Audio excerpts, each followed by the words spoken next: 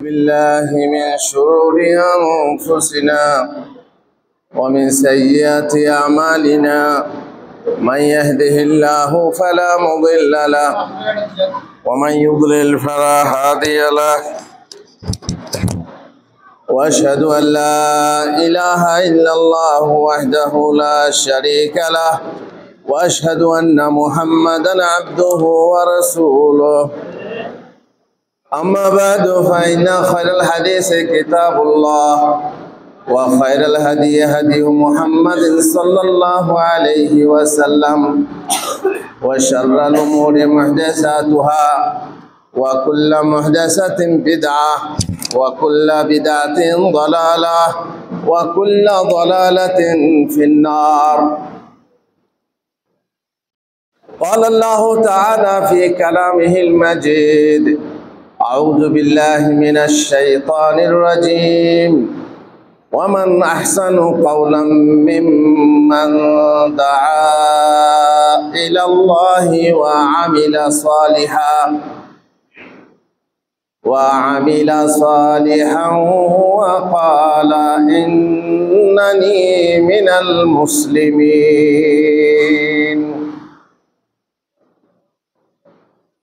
ভগবানে ভগবানে যাবতীয় প্রশংসা আল্লাহর জন্য, যে মহান আল্লাহ একক প্রভু, একক মাবুদ, তার আসমায়ে হুসনা ও সিফাতুল উলাতে তিনি একক। শত সহস্র দরুদ ও সালাম বর্ষিত হোক বিশ্বনবী মুহাম্মদ রাসূলুল্লাহ সাল্লাল্লাহু আলাইহি ওয়াসাল্লাম, ইমামুল মুত্তাকিন, ইমামুল মুওয়াহহিদিন।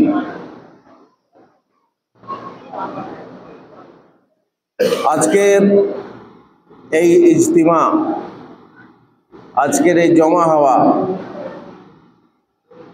আমরা যারা মুসলিমেও পৃথিবীতে সংখ্যালঘু, যারা আমরা সালাফি, যারা আমরা সালাফদের রীতিনীতি অনুযায়ী চলি, মুহাম্মদুর রাসূলুল্লাহ সাল্লাল্লাহু আলাইহি ওয়াসাল্লামের কথার উপরে কারো কথাকে প্রাধান্য দিই না, তাদের জামাত, তাদের পরামর্শ, তাদের এই ইজতিমা, তাদের মিটিং, এখানে যা কিছু আলোচনা হয়, মানুষকে কিভাবে দাওয়াত দেব, কিভাবে মানুষকে তৌহিদের পথে নিয়ে আসব, ইত্যাদি ইত্যাদি। আর এই দাওয়াতের থেকে কোনো কাজ, ভালো কাজ হয় না। এ কাজ নবীদের কাজ, আর তার সেই ব্যক্তি থেকে দাওয়াতের ব্যাপারে, কথার ব্যাপারে সবচেয়ে সুন্দর হয় না যে ব্যক্তি আল্লাহর দিকে মানুষকে ডাকে। সে কথা আল্লাহ তাআলা কোরআনে বলেছেন। বড় দুঃখের বিষয়, আমাদের এই তৌহিদের দাওয়াত কেন অগ্রগতি পাচ্ছে না? এ বহু কারণ আছে, তার মধ্যে আমাদের শৈথিল্য। আমার কাজী ভাই বললেন, আমরা কাজে কাজে ব্যস্ত। আমি দোকানদার, উনি চাষি, উনি ব্যবসায়ী, উনি চাকরিবাদী, চাকরিওয়ালা, ইত্যাদি ইত্যাদি। যারা অন্যান্য জামাতে কাজ করছে, এবং আমাদের বহু লোক মানহাজ ভ্রষ্ট হয়ে তাদের কাজে মুগ্ধ হয়ে তাদের সাথ দিচ্ছে, কারণ তারা কাজ করছে, ময়দানে কাজ দেখাচ্ছে, তাই তারা, যেমন কাজী ভাই বললেন, 40 দিন 1 বছর কাজে লাগিয়ে দিচ্ছে। কারণ তাদের মাঝে সারবত্তা আছে, তাদের মাঝে প্রাণবন্ত বলে জিনিসটা আছে, সজীবতা আছে। আর আমরা যেন মরা মরা মিয়নো মুড়ি, বর্ষাকালে মিয়ো যেমন মুড়ি মিয়ে যায়, লেরুয়া মুয়ে যায়, ঠিক সেই রকম আমাদের কাজ। কোথাও গেলাম, এক জায়গায় বসলাম, সেখানে মিটিং করলাম, বাস চলে এলাম। তারপরে মেন কাজ যে সে কাজ কিভাবে মানুষ গঠন করতে হবে, কিভাবে সমাজ গঠন করতে হবে, কিভাবে সংগঠন করতে হবে, সে সব সম্পর্কে আমরা অবহিত নই। আমরা হচ্ছে অনভিজ্ঞ, যার ফলে আমরা সংগঠনকে ভালোভাবে গঠিত করতে পারছি না, ভালোভাবে সংগঠিত হতে পারছি না। এখানে গোলমালটা বেশি হচ্ছে। আমার মনে হচ্ছে যাদের গোলমালটা, নিচে গিয়ে গোলমালটা করুন প্লিজ। ওপরে যারা বসে আছেন তারা কথা বলবেন না।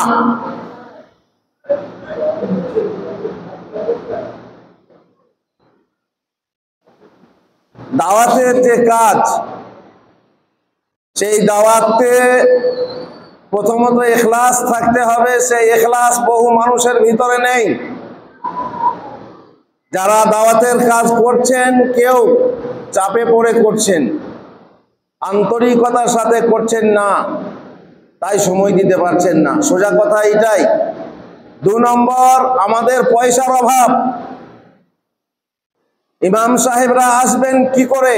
কাজী সাহেব দাওয়াত দিলে তারা আসবেন না, কারণ তাদের আসতে কমসে কম 50-100 টাকা খরচ হবে। সেই খরচটা তারা কোত্থেকে পাবে? এই জন্যে যেখানে ইমাম সম্মেলন আমরাও করেছি, আপনারা দেখেছেন, ইমাম সাহেবদেরকে ভাড়া দিয়েছিলাম পর্যন্ত, আর তার ফলে লোক হয়েছিল। কিছু ইমাম সাহেব এসেছিল। ইমাম সাহেবকে কি করে পাবেন? আপনি পাবেন মাস্টারদেরকে পাবেন, আপনি ইঞ্জিনিয়ারদেরকে পাবেন। কেন? আল্লাহ তাদেরকে পয়সা দিয়েছেন। যারা রিটায়ার্ড হয়েছেন তাদের পয়সা আসছে, সরকারি পয়সা। এই জন্যে তারা আল্লাহর রাস্তায় খরচ করতে পারছেন, আল্লাহ তাদেরকে তৌফিক দেন। কিন্তু ইমাম সাহেবদের কথা বলছেন, বিশাল দায়িত্ব ইমাম সাহেবের উপরে। ইমাম সাহেব যদি নিজের দায়িত্ব পালন করে, মসজিদকে ঠিক মতো চালনা করে, তাহলে এই দাওয়াতের পথ আপনারা কোথাও যেতে হবে না। জি, গাড়ি হোন্ডা নিয়ে কোথাও যেতে হবে না। আপনার মসজিদই হবে কেন্দ্র। মসজিদ থেকেই আপনার দাওয়াত চলবে। মসজিদ ভিত্তিক দাওয়াতে ঘরে ঘরে দাওয়াত পৌঁছে যাবে, আর ঘরে ঘরে তৈরি হবে তৌহিদবাদী। যদিও আমাদের ঘরে ঘরে আমাদের হোম মিনিস্টাররা তৌহিদবাদী নয়। আমরা দেখে শুনে বিয়ে দিই না, দেখে শুনে বিয়ে করি না, যার ফলে প্রত্যেক ঘরে তৌহিদবাদী তো দূরের কথা, বিদাতিরা বাসা বেঁধে আছে। আর তার ফলে আমরা নড়তে পারছি না, দলদলে পড়ে আছি। উঠ খাড়া হোক, কোত্থেকে হবে? উঠে খাড়া হতে পারছি না, আমাদের পায়ে জড়ানো আছে। কাঁকড়ার মতো একটা কাঁকড়া অন্য কাঁকড়া পায়ে ধরে নিচে দিকে টানছে, খাড়ুয়ের থেকে বেরোতে পারছে না।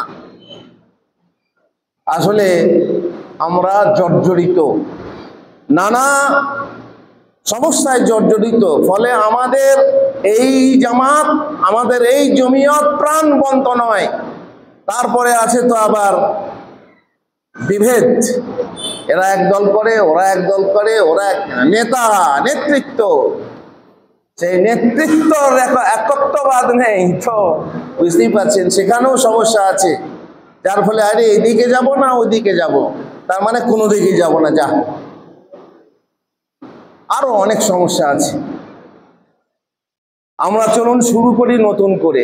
কিভাবে শুরু করবেন? আমি আজকে যে বিষয়টা বলতে চেয়েছিলাম, আমাকে আমার ভাই আমাকে যা বলতে দায়িত্ব দিয়েছেন, সেটা হচ্ছে এমন একটা প্রতিষ্ঠান, যে প্রতিষ্ঠানে কচি কাঁচাদেরকে ট্রেনিং দেওয়া হবে। আমরা যেভাবে ইট তৈরি করি না, ফর্মে দিয়ে ইটটাকে তৈরি করি, তারপরে থাকে থাকে সাজিয়ে দিই, তারপরে আগুন ধরিয়ে পুড়িয়ে শক্ত করি, মজবুত করি, তারপরে সিমেন্ট দিয়ে বিল্ডিং তৈরি করি, তাহলে সেই বিল্ডিং মজবুত হয়। আমাদের নিয়ম হচ্ছে আগে সংশোধন, তারপর সংগঠন। আমাদের আগে তাসকিফ সুম্মা তাকতিল, আগে তাকতিল তারপরে তাসকিফ নয়। এজন্য আমাদের নীতিই হচ্ছে আম্বিয়াদের নীতি। আম্বিয়া, সমস্ত আম্বিয়া এইভাবেই দাওয়াত দিয়েছেন, গোড়া থেকে শুরু করো। মানুষ যখন মানুষ হচ্ছে শুরু থেকেই তার তারবিয়াত দাও, শুরু থেকেই তোমার শিশুদেরকে শিশু শিক্ষা দাও, যে শিক্ষার ফলে শিশুরা যখন তৌহিদি জ্ঞান নিয়ে বড় হয়ে উঠবে, আস্তে আস্তে তাদের মাঝে তৌহিদি চেতনা থাকবে, তখন আপনার এই দাওয়াতের কাজটা বেশি অগ্রগতি পাবে। হয়তো বুঝতে পারছেন না কিভাবে হবে। আমরা যদি কচি কাঁচাদেরকে প্রথমে শিক্ষার ব্যবস্থা করে দিই, আমাদের ছোট ছোট মেয়েদেরকে যদি মসজিদমুখী করি, মক্তব যাকে বলে মক্তবমুখী করি, ছোট ছোট বাচ্চাদেরকে মক্তবে নিয়ে এসে পড়াশোনা করাই, ইমাম সাহেবকে সেই দায়িত্ব দিয়ে শুধু আউযু বিল্লাহ বিসমিল্লাহ সূরা ফাতিহা এগুলো নয়, এগুলো তো হবেই, তার সাথে তৌহিদের দাওয়াত দিতে হবে জনাব।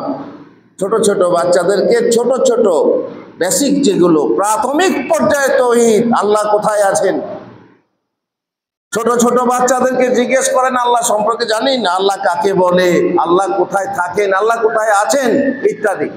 আমি এক জায়গায় গেলাম, সেখানে প্রায় 25-30টা ছেলে মেয়ে আছে। তো আমাকে বললেন, মাদানী সাহেব দেখুন আমি কেমন পড়াই, ইমাম সাহেব মানুষ ভালো পড়ান, পরীক্ষা নেবো? বলছে হ্যাঁ পরীক্ষা নেন। তারপর বললাম, আমার মাইক ছিল, মাইকে সেখানে কেরাত পড়ালাম, কেরাত মাশাআল্লাহ ভালো, কেরাতের জেহেন ভালো। গজল পড়ালাম, গজলের জেহেন ভালো। বেশ ইমাম সাহেব আপনার ছেলে মেয়েদের কাছে একটা পরীক্ষা নি। আরে তোরা আল্লাহকে চিনিস? বলছে হ্যাঁ চিনি। সব ছোট ছোট ছেলে মেয়ে। আল্লাহকে চিনিস? কার জন্য নামাজ পড়ি? আল্লাহর জন্য। কোরবানি কার জন্য করি? আল্লাহর জন্য। রোজা কার জন্য রাখি? আল্লাহর জন্য। সেই আল্লাহ কোথায় আছেন বলতে পারবি?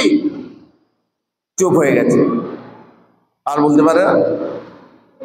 কিছু পর ইমাম সাহেব বলছে, এই চুপ করলি কেন? বল কেন, বল কেন আল্লাহ সব জায়গায় আছে। এই শব্দ ইমাম সাহেব যার পেছনে আমরা নামাজ পড়ি, তার মধ্যে আকীদা দেখুন। পাখ মারার ঘরে চটুই পাখির বাসা। তালাশ আমরা আমাদের মাদ্রাসাগুলোতে তৌহিদ ঢোকাতে পারিনি, এখন কিছু কিছু করে ঢুকছে। তৌহিদের জ্ঞান মাদ্রাসার মৌলবীদের নেই, তৌহিদের জ্ঞান মাদ্রাসার ছাত্রদের নেই। তারা ওইভাবেই শিখে আসছে, ওইভাবেই একই পোলাও খেয়ে আসছে। এখন তো বিরিয়ানি উঠেছে নতুন, আর তাদের ওই জ্ঞানটা নেই। আল্লাহ কোথায় আছেন বলতে পারেন না। যদি গোড়া থেকে শিক্ষা হয় তবে না শিখবে আস্তে আস্তে আল্লাহর গুণ কি, আল্লাহর শক্তি কত, আল্লাহর কুদরত কি ইত্যাদি ইত্যাদি। মুহাম্মদুর রাসূলুল্লাহ সাল্লাল্লাহু আলাইহি ওয়াসাল্লাম সম্পর্কে জ্ঞান, তিনি কিসের তৈরি ইত্যাদি ইত্যাদি। ফেরেশতা সম্পর্কে জ্ঞান, ফেরেশতা কি করেন, ফেরেশতা আমাদের সাথে থাকেন, এই সমস্ত কথা এই ছোট ছোট কচি কাঁচা শিশুদের মধ্যে ঢুকিয়ে দেওয়া হয়। জানে না? জানে কি জানেন? জিন ভূত। ওরে বাবা রে, মারা তো সবসময় ভূত আছে, যাস না ভূত আছে। এই ভূতটা আমরা শিখিয়েছি, কিন্তু ফেরেশতা আছেন সেটা আমরা কখনো বলি না, কখনো শেখাই না। তারপর আমরা নবী রসুল সম্পর্কে জানি না, তাদের জীবনী তাদের কাছে বলি না। সাহাবাদের সম্পর্কে জানি না, সাহাবারা কিভাবে কোরবানি দিয়েছেন তারা জানে না। তারা স্কুলে যায়, স্কুলে এক পড়া পড়ে, আর সেখানকার পড়া তারা শেখে, সেখানে কত কত ভুল শেখে, সেখানে ডারউইনের থিওরি শেখে, সেখানে ভারত ভাগ্য বিধাতা শেখে, সেখানে বন্দে মাতরম শেখে। কিন্তু আমার যে তৌহিদের বাণী, লা ইলাহা ইল্লাল্লাহর মানে কি, লা ইলাহা ইল্লাল্লাহর মানেটাও অনেক ইমাম সাহেব ঠিক মতো বলতে পারেন না। পরীক্ষা নিয়ে দেখেন, ঠিক মতো বলবেন না, বিভিন্ন রকম মানে বলবেন। এই যে ছোট ছোট জ্ঞানগুলো যদি আমরা এই মক্তবের মাঝে দিতে পারি, একজন ভালো ইমাম সাহেব রেখে, গ্রামে আমরা টাকা পয়সা খরচ করি কিন্তু ভালো ইমাম সাহেব রাখতে পারি না, কোনো রকম চলে। মসজিদ থেকে নামাজ পড়ালেই হলো। আর বিটি ছেলেগুলোকে দু চারটা আলিফ বা যা বা যাবার বা আলিফ বা যাবার নুন যাবার না, আনা জিঙ্গালি যাবার যা নুন আলি যাবার না, জানা, আনা আর জানা। কেউ কোরআন শেখে, কেউ শেখে না, কিন্তু যা কিছু হয় স্কুলে, আর সেই স্কুলে যে পড়া আমাদের তৌহিদ বিরোধী পড়া, ইসলাম বিরোধী পড়া তারা শিক্ষা করে। তারপরে ঘরে এসে আজকাল তো উঠেছে, কেউ কেউ বলছে দাজ্জাল, এই যে এই জিনিস উঠেছে, আর এই জিনিস আমাদের সর্বনাশ করেছে ছেলে বুড়ো, বুড়ো বুড়ি সবারই। ছোট ছোট বাচ্চাদেরকে গেম খেলতে দেন, খাচ্ছে না ছেলে, মা ভুলিয়ে গেম খুলে দিয়ে তাকে বাচ্চাদেরকে খেতে দিচ্ছে।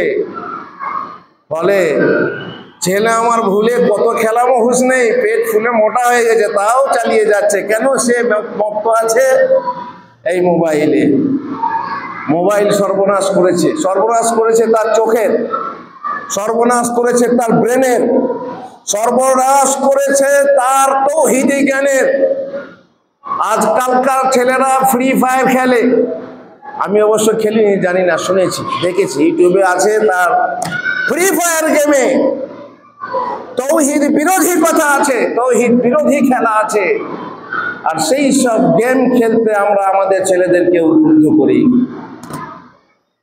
তৌহিদ থাকবে কোথায় মশাই? নানির বাড়ি যাচ্ছে, মহরমের দিনে পাঠিয়ে দিচ্ছি, নানির বাড়ি যাচ্ছে ওরসের দিনে পাঠিয়ে দিচ্ছি, নানির বাড়ি যাচ্ছে মেলার সময়ে পাঠিয়ে দিচ্ছি। আমরা বলছি আহলে হাদিস, আমাদের জমিয়ত আছে, আমাদের জামাত আছে, জানি না আমাদের কি আছে। আমরা সর্বদিক থেকে প্রস্তুত নই।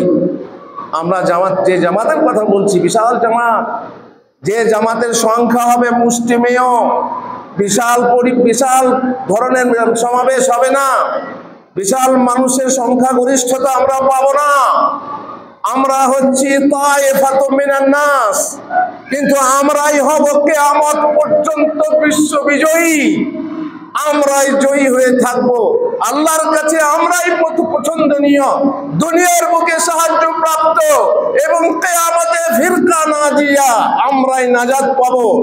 73টা ফিরকার মধ্যে একটা ফিরকা, যে ফিরকা নাজাত পাবে, জান্নাতে যাবে, সেটাই হচ্ছে আমরা। আমাদের সংখ্যা বেশি হবে না জি, 1999টা হবে ভুল পথের, আর মাত্র একটা, 100 না, 1,একটা হবে জান্নাতি। সেই জান্নাতি সংখ্যা বেশি হবে না, অল্প হবে। এটা ভাবেন না যে আমাদের সংখ্যা গরিষ্ঠতা কেন নেই, হবে না জি। সত্যের সংখ্যা কম চিরদিন। আল্লাহ তাআলা কোরআনে বহু জায়গায় বলেছেন, যদি অধিকাংশ মানুষের তুমি আনুগত্য করো, অনুসরণ করো, অনুগমন করো, তাহলে তোমাকে ভ্রষ্ট করে ছাড়বে। আমাদের সংখ্যা কমই হবে, আমাদের সংখ্যা বেশি হবে না। কিন্তু মানিকের খানিক ভালো, যে মুষ্টিমেয় লোক কটা হবে তারা হবে খাঁটি সোনা। সেই খাঁটি সোনার মতো লোক চাই, যারা নিবেদিত প্রাণ জামাতের জন্য, জমিয়তের জন্য। যে সমস্ত মাস্টার মশাইরা, যে সমস্ত যাদেরকে আল্লাহ তাআলা মাইসুরুল হাল করেছেন, যাদেরকে আল্লাহ তাআলা টাকা পয়সা দিয়েছেন, যারা আল্লাহর রাস্তায় খরচ করতে পারে, তারাই একমাত্র অন্তর দিয়ে, অন্তর নিংড়ানো ভালোবাসা দিয়ে জমিতকে, সংগঠনকে সঞ্জীবিত করতে পারে। আর বাকি তারা নিজেরাই মৃত মানুষ, অপরকে জীবিত করতে পারে না, অপর কিছুকে জীবিত করতে পারে না। এই জন্য চলুন, আমরা যদি কোথাও দিতে না পারি, মোটা টাকা ব্যয় করতে না পারি, আর একটা চেষ্টা করে দেখুন। সব চেষ্টায় থাক, এটাও থাক, মক্তবটাকে মজবুত করুন, মক্তবটা মজবুত হোক।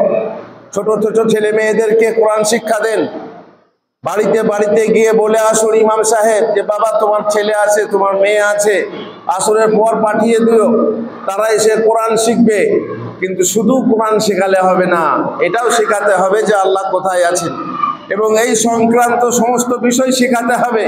নামাজ কিভাবে পড়বে সেটা শেখাতে হবে। আর যদি ছোট ছোট বাচ্চাদের মনের ভিতরে এটা ঢুকিয়ে দিতে পারা যায় যে হ্যাঁ আমাদেরকে এটা শিখতে হবে, এটা হচ্ছে এই স্কুলে যখন পড়বে তখন তার সাথে বিভেদ পাবে, পরস্পর বিরোধিতা পাবে। আমাদের ইমাম সাহেব একরকম বলছেন, মাস্টার মশাই আরেক রকম বলছেন।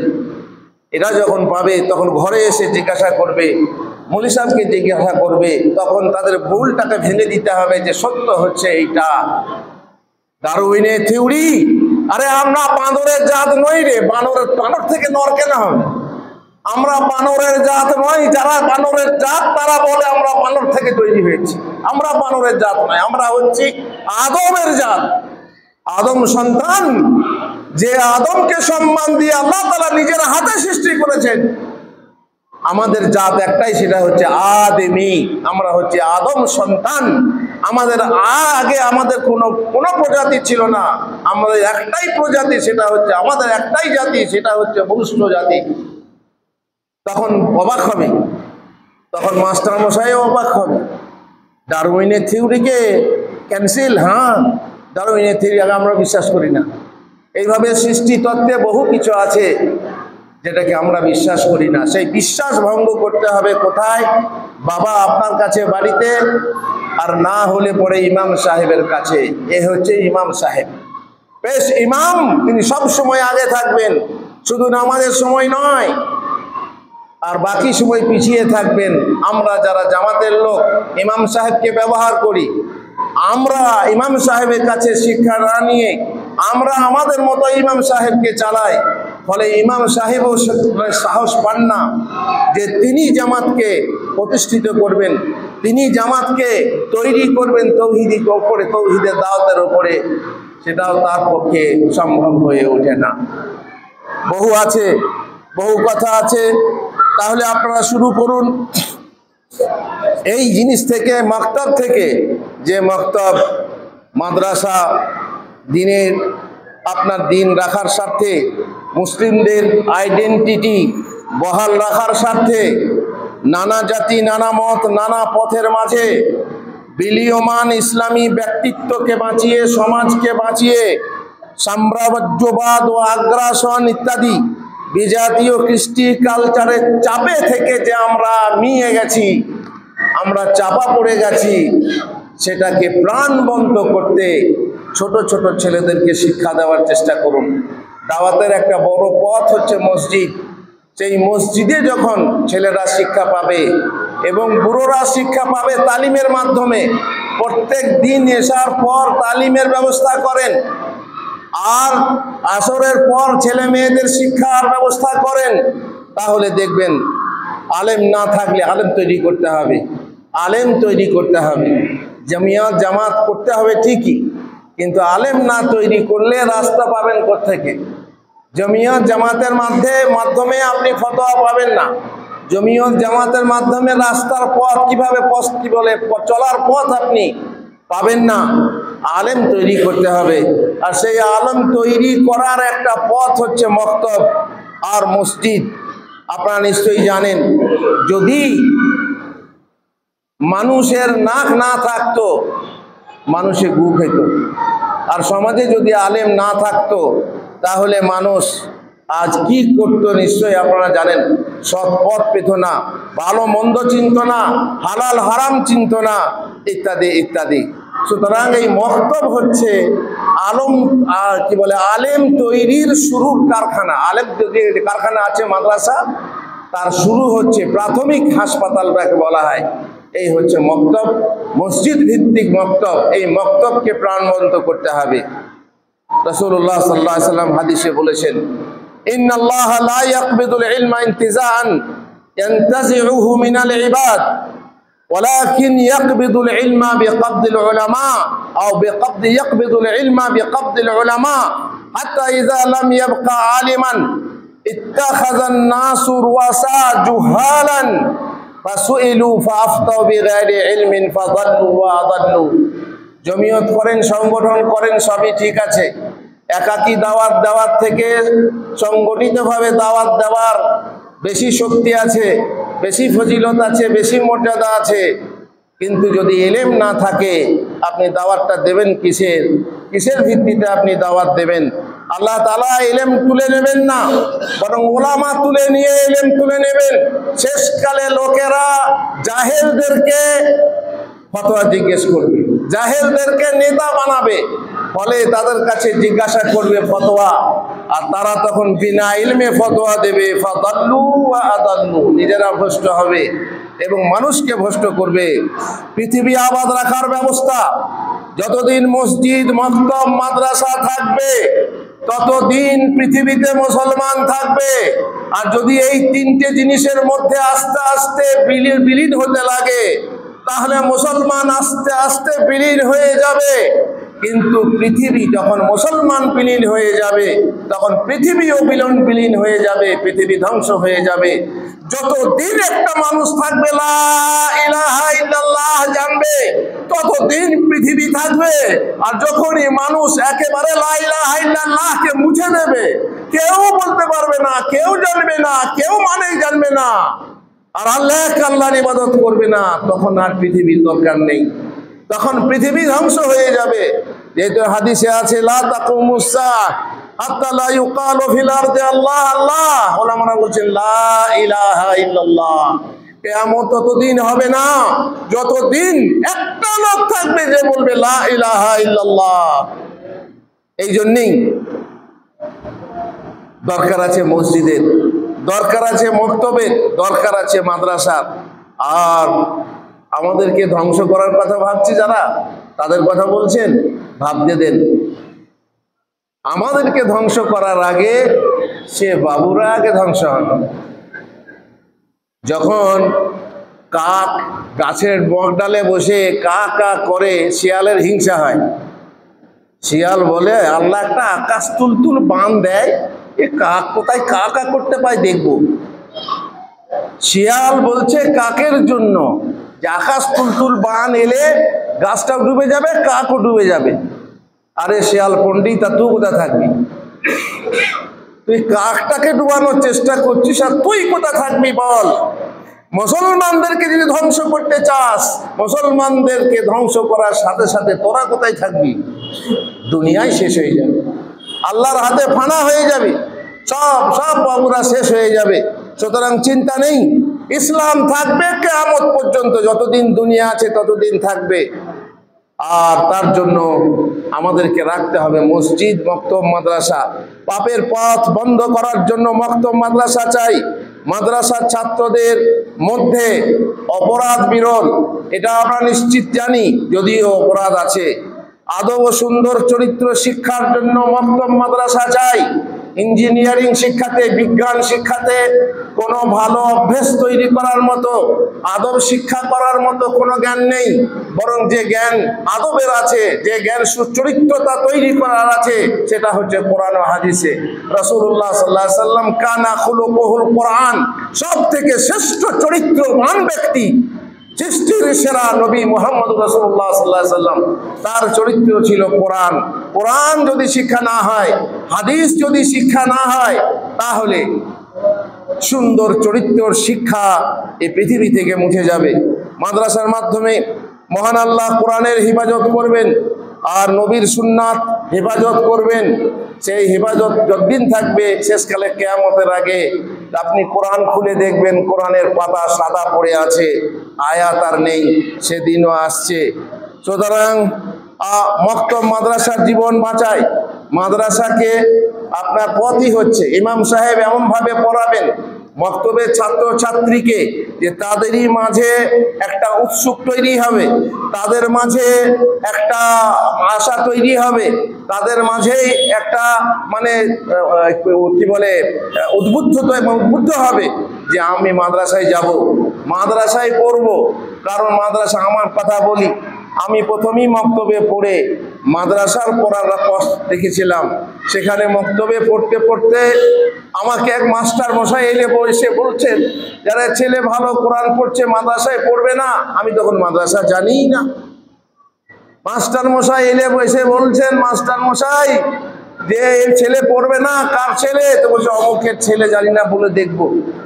তারপরে বলে দেখলে বাবা রাজি হয়েছিল বলে আমি মাদ্রাসার মুখ দেখতে পেয়েছিলাম মক্তবে পড়তে পড়তে। সেখানে উর্দু পড়া শুরু করেছিলাম, আরবি পড়া হয়েছে, উর্দু পড়া শিখছিলাম। এখান থেকেই আমি মাদ্রাসার মুখ পেয়েছি। অতএব এমন ছাত্র তৈরি হবে, এমন ছাত্রী তৈরি হবে এই মক্তব থেকে যে তারা মাদ্রাসায় যেতে কি হবে, উদ্বুদ্ধ হবে, তারা উৎসাহ পাবে এখান থেকে ইমাম সাহেবের মাধ্যমে। বেশ, মক্তব মাদ্রাসা আমাদেরকে যদিও বড় আলেম না করে তবুও তো অন্তত পক্ষে কিছু শিক্ষা পাবে, কিছু শিক্ষা পাবে। যে শিক্ষার মাধ্যমে সে যদি ইঞ্জিনিয়ার হয়, ডাক্তার হয়, টিচার হয়, অধ্যাপক হয়, তার ইসলামের জ্ঞানটা যদি বেসিক জ্ঞানটা, প্রাথমিক পর্যায়ের জ্ঞানটা থাকে তাহলে এটা নিশ্চয়ই জানেন যে এটা কাজে দেবে। আমাদের এক বক্তা সাহেব ছিলেন, তিনি এখন মারা গেছেন। তিনি বলতেন সকালবেলায় যদি মূলো খাওয়ানো হয় বা নিজে খান, তারপরে সারাদিন বিরিয়ানি পোলাও যা খাবেন খান, তবুও ঢেকার উঠলে সেই সকালের মূলো ঢেকার উঠবে। ঠিক এইরকমই যদি কচি কাঁচা বাচ্চাদেরকে ইসলামী তালিম শিক্ষা দেওয়া হয় তাহলে এই তালিমের মাধ্যমে তার সারা জীবন এই তালিমের চর্চা থাকবে। আর তার ফলে আগে গিয়ে যত বড় ইঞ্জিনিয়ারের কাজ করুক, মাস্টার হোক আর যাই করুক না করুক, সে এর মাধ্যমে পরিবেশ ভালো নয় ভাই, আপনাদের পরিবেশ ভালো নয়, মাইকও ভালো নয়। এই মক্তব উদ্বুদ্ধ করে যে আমরা শিখব। এই মক্তব আমাদেরকে শিক্ষা দেবে যে কবরের প্রশ্নের উত্তরে কি প্রশ্ন হবে, সেই প্রশ্নের উত্তর কি হবে, কে দিতে পারবে কে পারবে না, এই মক্তবের মাধ্যমে। এই জন্যেই যখন কবরে প্রশ্ন করা হবে, প্রশ্নের উত্তর দিতে পারলে, 3টে প্রশ্নের উত্তর দিতে পারলে 4 নম্বর প্রশ্ন হবে। সেটা প্রশ্নটা হচ্ছে কি, তুমি এই উত্তরগুলো জানলে কোথা থেকে? শুনুন, এই উত্তরগুলো জানলে কোথা থেকে? এই উত্তর তো সবাই এখন প্রশ্ন আউট হয়ে গেছে, সবাই জানে। কোথা থেকে জেনেছেন? কেউ হয়তো মৌলভী সাহেবদের মুখে খুতবাতে শুনেছেন এই প্রশ্ন হবে, এই উত্তর হবে। তবুও পরীক্ষার হলে গিয়ে টেনশনে ভুলে যাবেন, সেই প্রশ্নের উত্তর আর মাথায় আসবে না। তাদের মাথায় উত্তর থাকবে যারা সঠিকভাবে পড়াশোনা করেছে, তারা সঠিকভাবে। যখন ফেরেশতা জিজ্ঞাসা করবেন উত্তর হয়ে গেছে, ইন্টারভিউ পাস হয়ে গেছে, কি করে জানলে? বলবে কারাতু কিতাবাল্লাহি ওয়া সাদ্দাকতুহু, আমি আল্লাহর কিতাব পড়েছি এবং সেটাকে সঠিক জ্ঞান করেছি, তার জন্য আমি উত্তর বলতে পেরেছি। বলুন, যারা আল্লাহর কিতাব পড়েননি, যারা আল্লাহর কিতাবের আরবি জানেন না, তার বাংলা তো দূরের কথা, তাদের মাথায় কবরের টেনশনে প্রশ্নের উত্তর থাকবে জানি না, আল্লাহই ভালো জানে। পক্ষান্তরে মুনাফিক কাফের যখন বলবে হা হা লা আদরি, আই আফসোস, আমি তো জানি না, আমি জানি না এই উত্তর কি হবে, অথচ জানতো। সামিতুন নাসা ইয়াকুলুন ফাকুলতু কামা ইয়াকুলুন, আমি লোকদেরকে বলতে শুনতাম দুনিয়াতে, তখন তারা যা বলতো আমি তাই বলেছি, কিন্তু আজকে আমার মাথায় আসছে না। হায় হায়, তখন আল্লাহকে ফেরেশতা বলবেন মা তালাইতা ওয়ালা দারাইতা, তুমি পড়াশোনাও করো নাই আর জেনেও নাওনি। পড়াশোনার পথ উন্মুক্ত করতে যে উম্মতের মাঝে কোরআনের প্রথম আয়াত অবতীর্ণ হলো, সেই অবতীর্ণ আয়াতে বলা হলো ইকরা, পড়ো। আর সেই উম্মতের বাচ্চারা পড়াশোনা বাদ দিয়ে আজকে খুটু খুটু করতে শিখেছে। বলে তো পড়াশোনা নয়, বেশিরভাগ গেম। ছোট ছোট বাচ্চারা কেউ পড়াশোনা করে না, গেম খেলে। বরং যাদেরকে আপনি পড়াশোনা করতে দিয়েছেন খোঁজ নিয়ে দেখবেন কোন দিকে মনটা যাচ্ছে, খালি ওই দিকে। ইউটিউব দেখবো, এই ফেসবুক দেখবো, এটা দেখবো, সেটা দেখবো, দুনিয়া দেখবো, পড়াশোনাতে মন থাকে না, মন চুরি হয়ে যায়। সুতরাং এই পড়াশোনার মুখী করতে হবে বাচ্চাদেরকে নিয়ে। আর মাদ্রাসা হচ্ছে মানুষ তৈরি করার জায়গা, মক্তব মানুষ তৈরি করার জায়গার হচ্ছে প্রথম জায়গা, যেখানে আপনি ছেলেদের মেয়েদেরকে শিক্ষা দিতে পারবেন। প্রাথমিক পর্যায়ের শিক্ষা, কিভাবে বসতে হয়, কিভাবে বাম্মায়ের সাথে আদবের সাথে কথা বলতে হয়, কিভাবে বসে খেতে হয়, কিভাবে বসে খেতে হয় না, কিভাবে শুতে হয়, শোয়ার আগে কি বলতে হয়, বাথরুমে কিভাবে যেতে হয়, বাথরুমে যাওয়ার আগে কি দোয়া পড়তে হয়, ইত্যাদি ইত্যাদি বহু কিছু শেখানোর আছে। এই প্রাথমিক পর্যায়ে পরিপূর্ণ মানুষ হতে হলে মক্তব মাদ্রাসা শিক্ষা প্রয়োজন আছে। আরে আমার মানবতা আগে না ধর্ম আগে? আমার ধর্ম ছাড়া মানবতা পরিপূর্ণ হয় না। অতএব ধর্ম আগে, আমার ধর্ম আগে, অন্য ধর্মের কথা আমি বলছি না। আমার ধর্ম আগে, যেহেতু ইসলাম ছাড়া মানবতার পরিপূর্ণতা নেই। এই জন্য ইসলাম শিখতে হবে, তবে মানবতা পরিপূর্ণতা পাবে। সঠিক মানবতা পেতে হলে ইসলামের মধ্যে সেই শিক্ষা আছে। অতএব একটা মায়ের গল্প বলবো। মা সন্ধ্যার বেলায়, আজকাল হয় না, আজকাল সব মোবাইল নিয়ে ব্যস্ত, মাও ব্যস্ত আর ছেলেও ব্যস্ত। ও একটা মোবাইল নিয়ে খুটু, মা একটা মোবাইল নিয়ে খুটু, আর বাবা একটা মোবাইল নিয়ে খুটু, কিপ সাইলেন্ট। ঘরে আছে কেউ বুঝাই যায় না, সব নিজে ব্যস্ত। আগে গল্প হতো, তো সেই গল্পে ছেলে মাকে বলছে, মা গো আমি বড় হয়ে কি হব? বাবা তুই বল কি হবি? বলছে, বড় হয়ে তোকে আমি ডাক্তার বানাবো, ডাক্তার, অনেক পয়সা হবে, ডাক্তার বানাবো।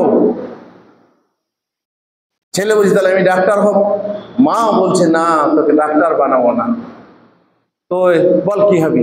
তো বলছে, পুলিশ হবো, ঢুসুম, দেখেছে ইউটিউবে দেখছে, ঢুসুম করবো, অপরাধী ধরবো, আমি পুলিশ হব। মা বলছে, বাবা তো পুলিশ হয়েও মানুষ হতে পারবি না, ইঞ্জিনিয়ার হব, উকিল হব, ব্যারিস্টার হব।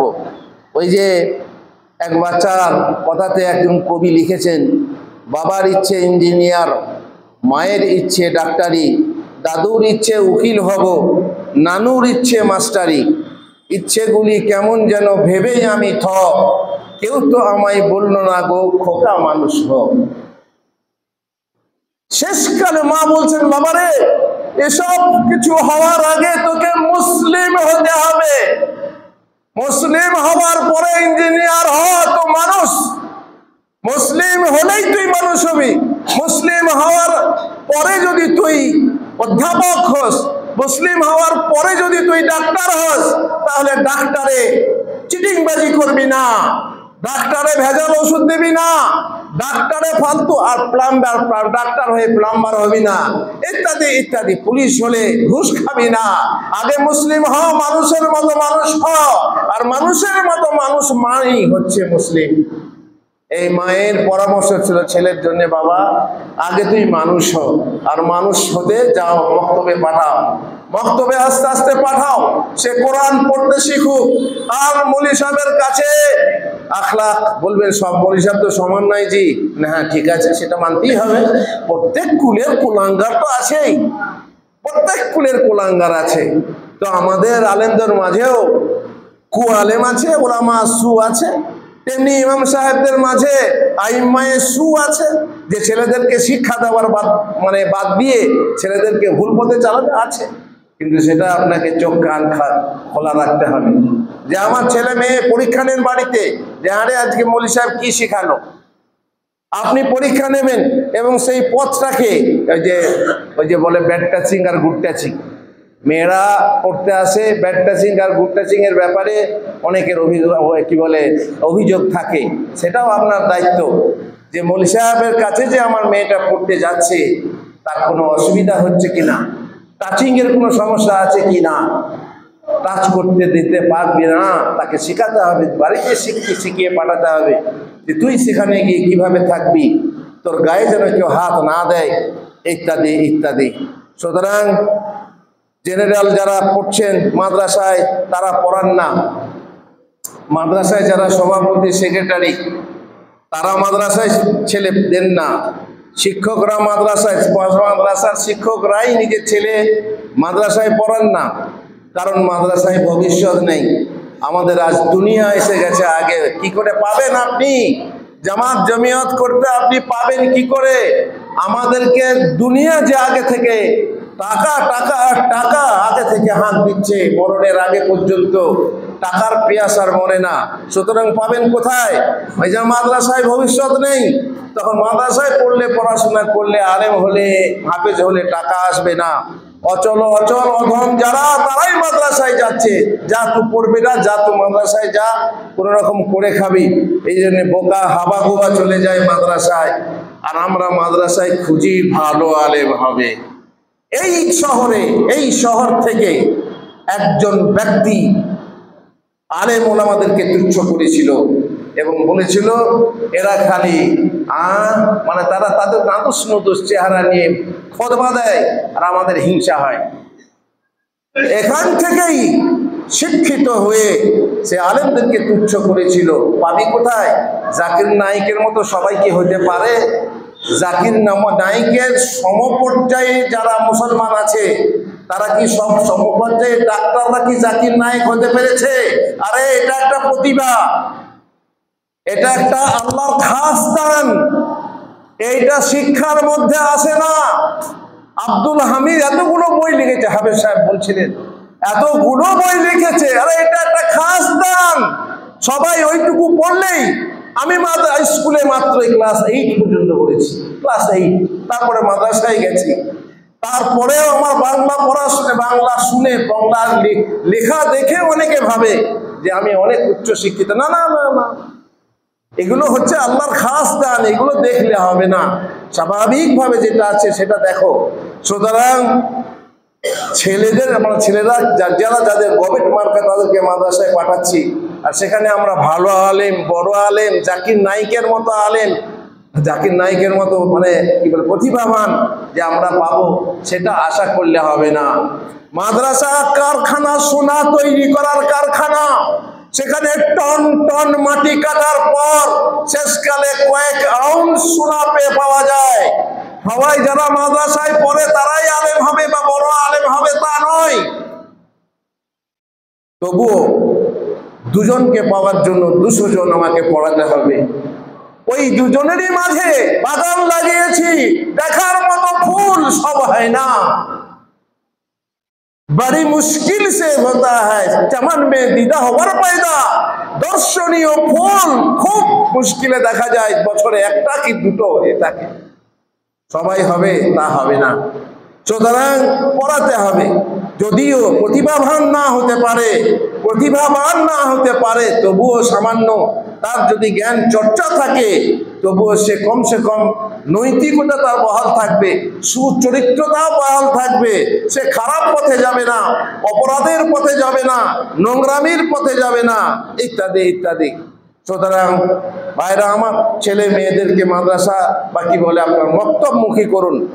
আর মাদ্রাসায় যদি কেউ, আরো অনেক রকমের অভিযোগ আছে, কেউ বলে মাদ্রাসায় পরিচ্ছন্নতা নেই, ওখানে নোংরা, আমার ছেলেকে নোংরামিতে দেবো কেন? ভুল কথা। আপনি আপনার ছেলেকে পরিচ্ছন্ন রাখতে চাইলে, আপনার ছেলে চাইলে আপনি রাখতে পারবেন। আর আলেম না করতে চেয়ে, আলেম করতে চায় না বলেই তারা ছেলেদেরকে মিশনে পড়াচ্ছে। কিছু শিখবে, দিন নামাজটা তো কমসে কম শিখবে। দেখো অমুক মিশনে দেখো নামাজ পড়ে, নামাজটাই তো শেষ কথা নয়।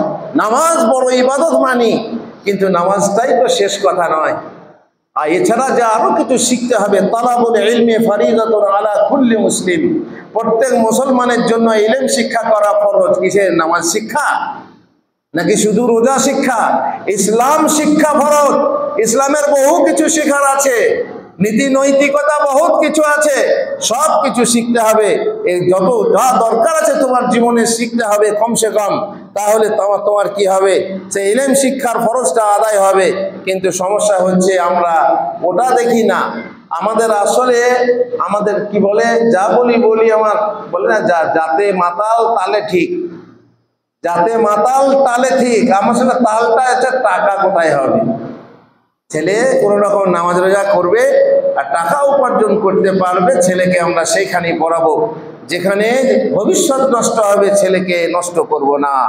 কেউ বলছে ভাত মারার দল। এইখানকার এই লোকই আমার কাজী ভাইয়ের পাশে থেকে তারা আলেমের বিরুদ্ধে তারা বই লিখেছিল, কথা বলেছিল, সেটা বড় দুঃখের বিষয়। তাছাড়া হলো শোনা গাই হচ্ছে যে যদি মাদ্রাসার আলেমদের মধ্যে আলেম ভালো আলেম নাও হয়, যদি কেউ দু একটা খারাপ হয়ে যায়, এটা স্বাভাবিক বলেছিলাম, সেই খারাপ হওয়ার ফলে আপনি গোটা আলেম সমাজকে দায়ী করবেন, সেটাও ঠিক না।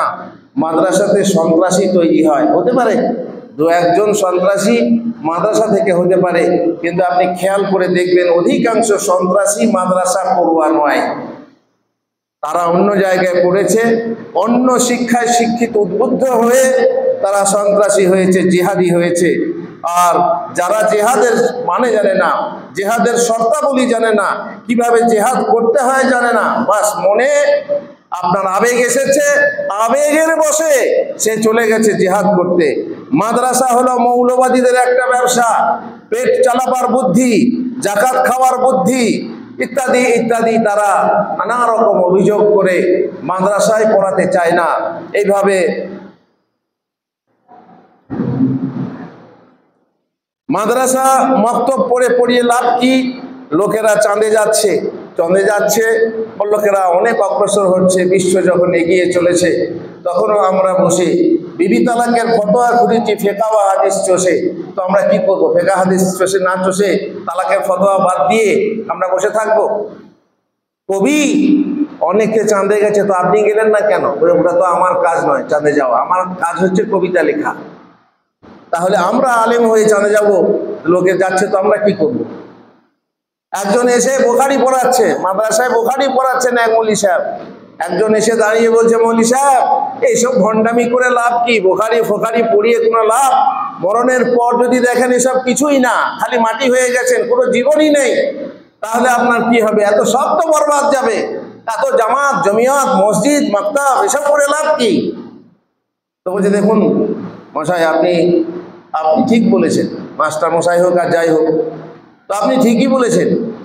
আমাদের পড়া আমরা পড়িয়েছি, বোখারি পড়িয়েছি, তারপর পড়াচ্ছি, আর সত্যি এরপর যদি আমরা মরণের পর গিয়ে দেখি কোনো লাভ নেই, বেকার, না জান্নাত না জাহান্নাম, তো আমাদের তো কিছুই হলো না। কিন্তু আপনি যদি এসব না পড়ে না বিশ্বাস করে মরেন, আর যদি বিপরীত দেখেন যে সবই ঠিক আছে রে, জান্নাতও ঠিক জাহান্নামও ঠিক, তাহলে আপনার হার হবে না আমার হার হবে? হারটা আপনার হবে না আমার হবে? তখন আপনি কি করবেন? তখন কি আপনি পস্তাবেন না, হাইরে যদি আমরা এই মৌলভী সাহেবদের মতো মোল্লারা যা বলতো তাই বিশ্বাস করতাম, তাহলে আমার আজ আযাব হতো না। এই মক্তব আপনাকে শিক্ষা দেবে যে আপনি কিভাবে মানুষ রূপে গড়ে উঠবেন, কিভাবে ফরজ আদায় করবেন, আর কিভাবে আপনার ইলম শিক্ষার যে ফরজ আছে সেটাকে আপনি আদায় করবেন। তারপরে মাদ্রাসার সূচনা মসজিদ থেকে হয়, মাদ্রাসার সূচনা মক্তব থেকে, আর এই সূচনা হয়েছে আসহাবে সুফফাদের কাছ থেকে। মসজিদে নববীতে যেসব হাজী সাহেবরা হজ করতে গেছেন, যেটা রাসূলুল্লাহ সাল্লাল্লাহু আলাইহি ওয়াসাল্লামের যে হুজরা, মা আয়েশার হুজরা, যেখানে কবর আছে, সেই কবরের পশ্চাৎ দিকে দেখবেন একটা উঁচু জায়গা আছে, উঁচু চৌতরা করা আছে। সেই উঁচু জায়গাটা হচ্ছে সেই যুগের আসহাবে সুফফাদের জায়গা। গরিব মানুষরা তারা এসে রাসূলুল্লাহ সাল্লাল্লাহু আলাইহি ওয়াসাল্লামের কাছে খেয়ে না খেয়ে পেট ভাতে রাসূলের দরবারে পড়ে থেকে শিক্ষা নিতেন। আর সেখান থেকে শিক্ষা চর্চা শুরু হয়েছে মসজিদ থেকে, আর সেখান থেকে মক্তব রূপে চলছে, আর সেই মক্তব থেকেই মাদ্রাসা তৈরি হয়েছে। আর মোটামুটি ৪র্থ শতাব্দীর এই মসজিদ মক্তব পার হয়ে মাদ্রাসা সৃষ্টি হয়। নিজামুল মুলক নামে এক বাদশা 455 হিজরিতে বাগদাদ, নিশাপুর এইসব ৫ম শতাব্দীতে এইখানে মাদ্রাসা তৈরি করা হয়, নিজামি মাদ্রাসা, যাকে আমরা দারসে নিজামি বলি। তারপরে হাই মাদ্রাসা, এই মাদ্রাসা, ও মাদ্রাসা হয়েছে। সে যাই হোক, এখান থেকেই শুরু হবে আমাদের মাদ্রাসা শিক্ষা। কোরআনী ইলম শিক্ষার মাধ্যমে শিক্ষার্থী যে হবে মক্কায় না গিয়ে পূর্ণ হজের সওয়াব লাভ করবে। কেন আপনার ছেলে মক্তবে আসবে? আপনি কেন মসজিদে শিখতে আসবেন? কয়েকটা হাদিস শুনে নেন। রাসূলুল্লাহ সাল্লাল্লাহু আলাইহি ওয়াসাল্লাম বলছেন, মান গাদা ইলাল মসজিদ লা ইউরিদু ইল্লা ইয়াতাআল্লামা খায়রান আও ইয়া'লামাহু আও ইয়া'ল্লিমাহু। যে মসজিদে আসবে বা আপনার ছেলেকে আপনি মসজিদে পাঠাবেন, সে কি জন্য আসবে? সে কোনো মঙ্গল শিখবে অথবা শিক্ষা দেবে, ইসলাম শিখবে অথবা শিক্ষা দেবে, কোরআন শিখবে অথবা শিক্ষা দেবে। তাহলে কানা লাহু কাআজরি হাজ্জিন তাম্মান হাজ্জাতুহু, যে সে হজ নয়, পরিপূর্ণ হজ, কবুল হজ আল্লাহর কাছে এই মসজিদে এসে শিক্ষা নেওয়ার জন্য আপনি সব পেয়ে যাবেন। হাদিস, কোরআনী ইলম শিক্ষার মাধ্যমে একজন শিক্ষার্থী আল্লাহর পথে জিহাদকারীর মর্যাদা পায়, সব পায়। রাসূলুল্লাহ সাল্লাল্লাহু আলাইহি সাল্লাম বলছেন, মান জাআ মসজিদি হাযা সুম্মা ইয়াতি লাম ইয়াতি ইল্লা লিখাইরিন ইয়াতাআল্লামুহু আও ইউআল্লিমুহু। কে মসজিদে আসে, আমার মসজিদে বলা হয়েছে কিন্তু সব মসজিদেরই কথা, মসজিদে এসে সে যদি কোনো মঙ্গল শিক্ষা গ্রহণ করে, তার মানে কল্যাণমূলক শিক্ষা গ্রহণ করে অথবা শিক্ষা দেয়, ফাহুয়া বিমানজিলাতিল মুজাহিদি ফি সাবিলিল্লাহ, আল্লাহর রাস্তায় জিহাদকারীর মর্যাদা সে লাভ করে। আর ওমান জাআ লিগাইরি যালিক, যে মসজিদে আসে কিন্তু তার এই ধরনের কোনো নিয়ত থাকে না, ফাহুয়া বিমানজিলাতি রাজুলিন ইয়ানজুরু ইলা মাতাই গায়রিহি, তাহলে সে হচ্ছে সেই ব্যক্তির মতো যে অপরের মান সামান দেখে, মাল সামান দেখে ভ্যাল ভ্যাল করে তাকিয়ে থাকে।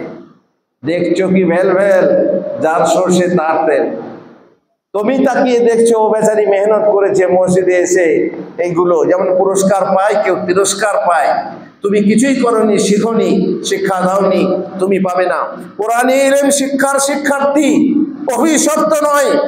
আল্লাহ রাসূল সাল্লাল্লাহু আলাইহি ওয়াসাল্লাম বলেছেন, আদ-দুনিয়া মালউনা মালউনুম মা ফিহা, এই দুনিয়া হচ্ছে অভিশপ্ত, আর এই দুনিয়ার সাজ সামান যা কিছু আছে সব অভিশপ্ত, ইল্লা ইল্লা যিকরাল্লাহ, আল্লাহর জিকির অভিশপ্ত হতে পারে না, ওয়া মা ওয়ালাহু, আর তারই সংশ্লিষ্ট বিষয় অভিশপ্ত হতে পারে না, আলিমান, আলেম অভিশপ্ত হতে পারে না, আও মুতাআল্লিমান, অথবা শিক্ষার্থী তালিবে ইলম, সে কোনোদিন অভিশপ্ত হতে পারে না।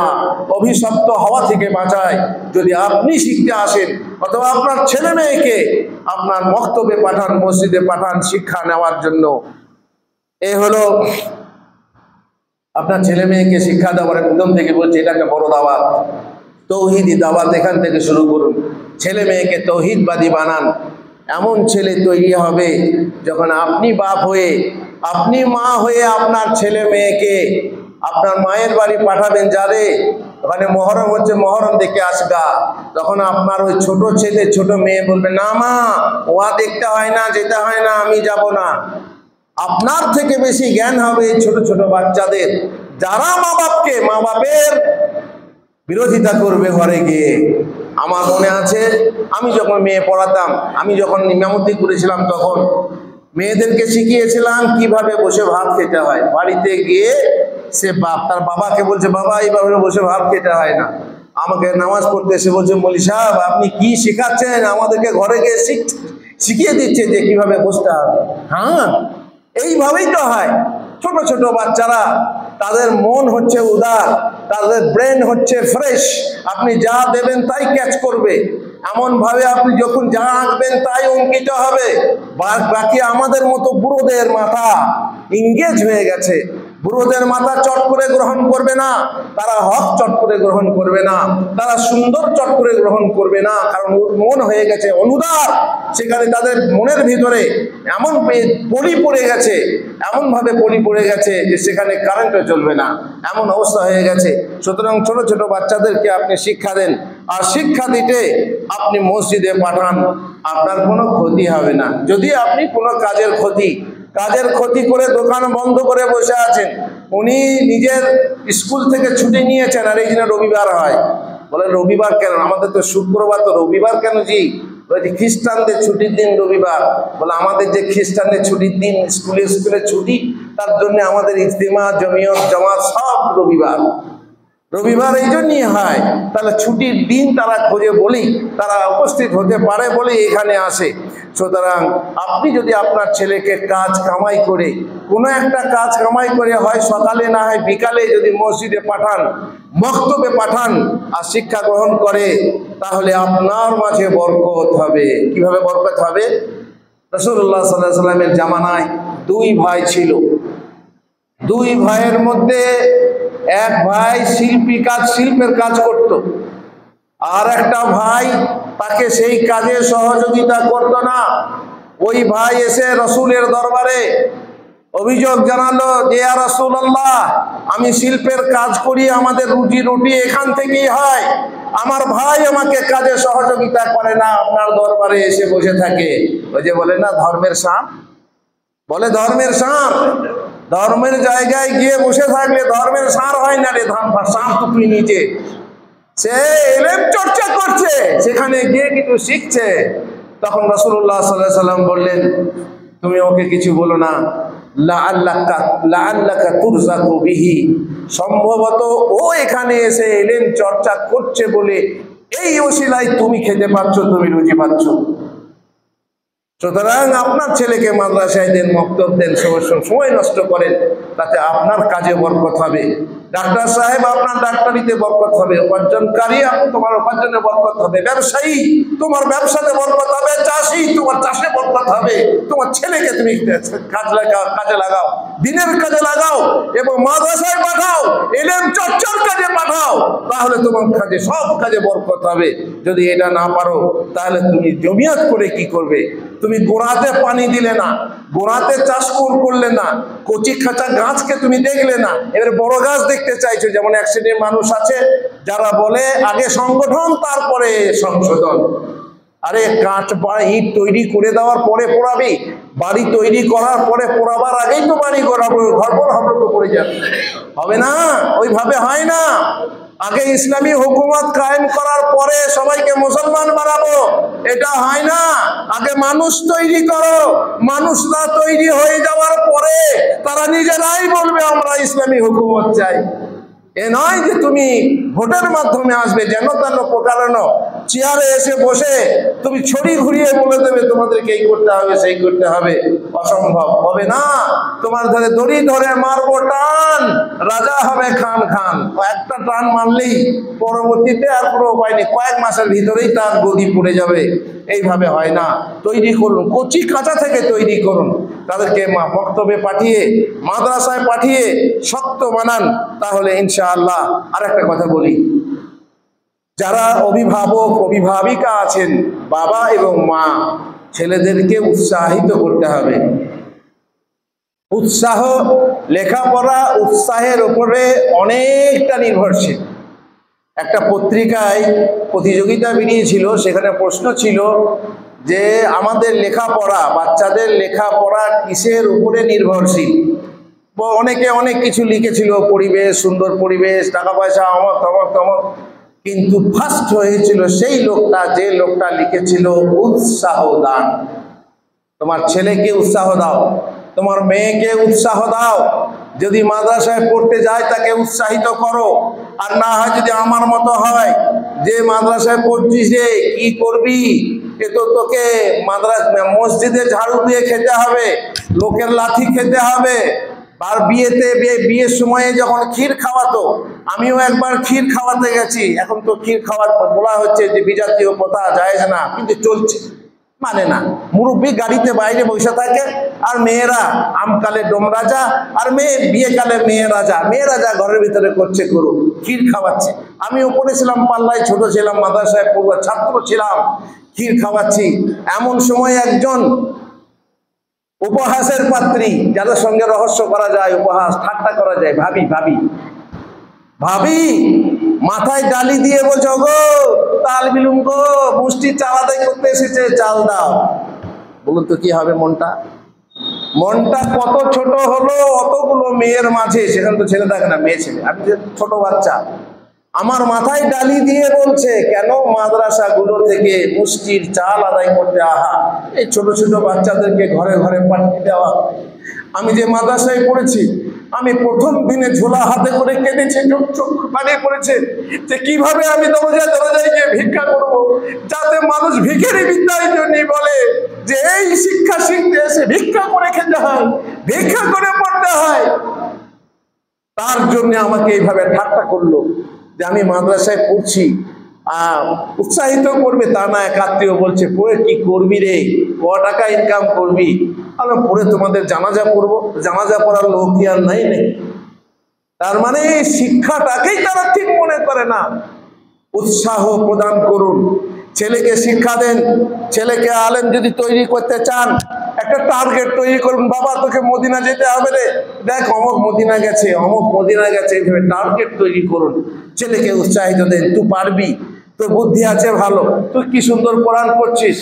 আর যদি বলে গাধা তোর দ্বারা কিছু হবে না, তো সত্যি কিছু হবে না। ছেলেকে উৎসাহিত করুন, পড়াশোনা আসুক, বক্তব্যে আসুক, পড়ুক। কোনো একটা অসুবিধা হয়েছে, মৌলী সাহেব হয়তো এক আঘাত মেরেছে, এক ছড়ি লাগিয়েছে, দেখাচ্ছে, বলছে মৌলী সাহেব আমাকে মারলো, তাহলে যেতে হবে না, তোকে মারছে যেতে হবে না। না, উৎসাহিত করো যে মেরেছে কি হবে বাবা, তুমি ভুল করেছো, মেরেছে, বেশ আর মারবে না, আমি বলে দেবো যাও। যে আবার ছেলেকে পাঠাও, আবার মেয়েকে পাঠাও বক্তব্যে, উৎসাহিত করতে হবে। আর শেষ কথা বলে দিচ্ছি, ওমর ইবনে আব্দুল আজিজ থেকে বর্ণিত, তিনি বলেছেন ইনিস্তাতা ফাকুন আলিমান, তুমি যদি পারো তাহলে তুমি আলেম হও, আর যদি ফাইন লাম তাস্তাতি ফাকুন মুতাআল্লিমান, আর যদি তুমি আলেম হতে না পারো তাহলে তুমি মুতাআল্লিম হও, তুমি শিক্ষার্থী হও, তালিবে ইলম হও। ওয়া ইল্লাম তাস্তাতি ফাহিবহুম, তুমি যদি তাও না পারো, মাদ্রাসায় গিয়ে শিক্ষা গ্রহণ করতে না পারো, মসজিদে এসে শিখতে না পারো, তাহলে তাদেরকে ভালোবাসো, তাদেরকে অপমান করো না, তাদেরকে লাঞ্ছনা গঞ্জনা করো না। কি বলি সাহেব এখানটা বালি কেন? বলছে তাহলে কোন রকম থেকে গেছে। ওরা কি মশাই বসেই তো থাকেন, এখানে মসজিদটা ঝাড়ু আবার পরিষ্কার করে রাখতে পারছেন না, না বসে বসে ভাত মারছেন? আপনি পার্টি করেন বলে, আপনার হাতে প্রশাসন আছে বলে আপনার এত বড় গরম যে আপনি একজন আলেমকে, যার পেছনে নামাজ পড়ছেন, তাকে আপনি অপমান করবেন। আলেমের সম্মান রাখতে জানে না, যে সমাজ আলেমের সম্মান রাখতে জানে না, সেই সমাজ কিভাবে উন্নতি হয়, উন্নতির আশা করতে পারে? মোটেই না, অসম্ভব, অসম্ভব, অসম্ভব আশা। আকাশ কুসুম কল্পনা, আকাশে কোনো কুসুম নেই। তুমি যে আকাশ কুসুম স্বপ্ন দেখছো, তুমি তাদের মর্যাদা জানো না। রাসূল সাল্লাল্লাহু আলাইহি সাল্লাম বলেছেন লাইসা মিন্না, সে আমাদের দলভুক্ত নয়। মান লাম ইউকির কাবীরানা ওয়া লাম ইয়ারহাম সাগীরানা ওয়া লাম ইয়ারাফ শারাফা উলামাইনা কদরা উলামাইনা, আমাদের আলেমদের কদর যারা জানে না, তারা আমার দলভুক্ত হতে পারে না। বাহ, তোমার শক্তি আছে, তোমার মর্যাদা আছে, সামাজিক প্রতিষ্ঠা আছে বলে, তুমি আলেম গরিব মানুষ বলে, তোমার মাদ্রাসা, তোমার স্কুলে, তোমার কি বলে মসজিদে ইমামতি করতে এসেছে বলে তাকে তুমি তুচ্ছ করবে, ছোট করবে, তার মাথা কেটে রেখে যাও, তার মাথাটা কেটে রেখেছো বেতন দিয়ে, দা বলবো তাই শুনতে হবে। কেন এখানটা পরিষ্কার হলো না? বসেই তো থাকেন মশাই, ভাত মারার দল, কাজ করতে পারেন না ঠিক মতো। এই যে অপমান যেখানে হয়, আমি কসম খাবো না, তবে আমার কসম খাওয়ার ইচ্ছা করছে, এদের কোনোদিনই উন্নত হবে না, কোনোদিনই তারা উন্নত হবে না। না দিনই দুনিয়াতে হতে পারে বিশাল কিছু টাকাওয়ালা হতে পারে, কিন্তু দিনের ব্যাপারে কোনো উন্নতি তাদের হবে না ইনশাআল্লাহ। যারা আলেমকে সম্মান দিতে জানে না, তারা নিজেরাও সম্মান পাবে না, তারাও দুনিয়া আখিরাতে লাঞ্ছিত হবে। এ থাকবে বদদুয়া। বেশ বেশ, আর কিছু কথা টাইম আছে তো? হ্যাঁ, প্রশ্ন আছে, ঠিক আছে। কয়েকটা শেষ কথা বলি, যে আপনারা নিশ্চয়ই জানেন যে রাসূলুল্লাহ সাল্লাল্লাহু আলাইহি সাল্লাম বলেছেন খায়রুকুম মান তাআল্লামাল কুরআনা ওয়া আল্লামা। এই যে মক্তবের শিক্ষা, আমার ভাই যে তাদের মাঝে প্রতিযোগিতা করেছে, তাদেরকে উৎসাহিত করার জন্য এই ছোট ছোট কিছু নয় ভাই, কিচ্ছু দিতে হবে না, একটা সাবান কিনে দেন, শ্যাম্পু কিনে দেন, একটা ছোট বাটি দেন। আমি দেখেছি কত খুশি হয় গরিব মানুষের ছোট ছোট মেয়েরা, ছেলেরা এত খুশি হয়, একটা প্লেট কিনে দেন, এত খুশি হয় যে তারপরে সে আরো উৎসাহিত হয়, আরো গজল বলবো, আরো কোরআন পড়বো। এইভাবে উৎসাহিত করার জন্যে এটা একটা ভালো বুদ্ধি, যে তাদেরকে উৎসাহিত করার জন্যে তাদেরকে আরো কিছু দিতে হবে, আরো কিছু ব্যয় করতে হবে। আর তোমাদের মধ্যে শ্রেষ্ঠ হচ্ছে সেই ব্যক্তি যে কোরআন শিখে অপরকে শিক্ষা দেয়। কোরআন শিখুন, কোরআন শিক্ষা করুন। যারা বুড়ো বয়সে বাবা আর মুখে বেরোচ্ছে না, মুখে তো তোমার সব বেরোয়, তোমার মানে বহু কিছু, তুমি ইংরাজি পড়তে পারো, বাংলা পড়তে পারো, বাংলায় বক্তৃতাও করতে পারো, আর তোমার আরবিটা মুখে বেরোবে না, এটা হয় না। এটা শুধুমাত্র পিছন কাটার বুদ্ধি। নাহলে তুমি এই বয়সেও শিখতে পারো। তুমি বলবে মুখে বেরোচ্ছে না, না বেরোক তবুও তুমি শিক্ষা করো। না বেরোলে তোমার ডবল স্বভাব হবে, আর যা বেরোচ্ছে তার একটা স্বভাব হবে। সুতরাং তুমি কোরআন শিক্ষা করো, তুমি হবে শ্রেষ্ঠ, তুমি হবে মানুষদের শ্রেষ্ঠ। কোরআন আমাদের হৃদয়ের বসন্ত, কোরআন আমাদের হৃদয়াত, কোরআন হচ্ছে আমাদের পথ, কোরআন হচ্ছে আমাদের নীতি নৈতিকতা, কোরআন হচ্ছে আমাদের সংবিধান, কোরআন হচ্ছে আমাদের সংগ্রাম। এই কোরআনকে ধরে রাখার জন্য অমুসলমানরা চাইছে যে তোমাদেরকে কোরআন থেকে সরিয়ে দিতে পারলেই যথেষ্ট। তোমরা মুসলমান থাকো, সমস্যা নেই, মুসলমান নাম নিয়ে থাকো, গরু খাও, সমস্যা নেই, কিন্তু সমস্যা হচ্ছে কোরআনের কাছে যেও না। আপনি জানেন আপনার তলায় তলায় চলছে পৃথিবীতে বড় আপনার কি বলে একটা দুর্বসন্ধি চলছে, যেখানে বলা হচ্ছে মুসলমানদেরকে আর কিছু করতে হবে না, কোরআন থেকে সরিয়ে দাও। কোরআন থেকে সরিয়ে দিলেই এই জাতটাকে কাবু করা হবে। সুতরাং আরেকটা কথা বলি, আল্লাহ রাসূল সাল্লাল্লাহু আলাইহি ওয়াসাল্লাম বলেছেন মানুষ যখন মারা যায় তার আমল বন্ধ হয়ে যায়, কিন্তু নবীদের আমল বন্ধ হয় না। জানেন নাকি জানি না, নবীদের আমল বন্ধ হয় না। নবীরা নামাজ পড়েন কবরে, কিন্তু আম মানুষেরা কোনো কাজ নেই, তার আমল বন্ধ। ইজা মাতাল ইনসান ইনকাতা আনহু আমালু, আমল বন্ধ হয়ে গেছে। মাত্র তিনটে জিনিস চালু থাকে। নম্বর 1, ইল্লা মিন সাদাকা জারিয়া, সাদাকায়ে জারিয়া। একটা মসজিদ করে দিয়েছে, একটা মাদ্রাসা করে দিয়েছে, মক্তব করে দিয়েছে, হাসপাতাল করে দিয়েছে, কল করে দিয়েছে, কুয়ো করে দিয়েছে। এই স্বভাবটা জারি থাকবে যতদিন পর্যন্ত সেখানে লোকে উপকৃত হবে, ততদিন পর্যন্ত তা জারি থাকবে। আও ইলমিন ইনতাফাউ বিহি, এমন ইলম সে ছেড়ে যাবে যে পরবর্তী প্রজন্মের পর প্রজন্মের সবাই তারা এই ইলম দিয়ে উপকৃত হবে।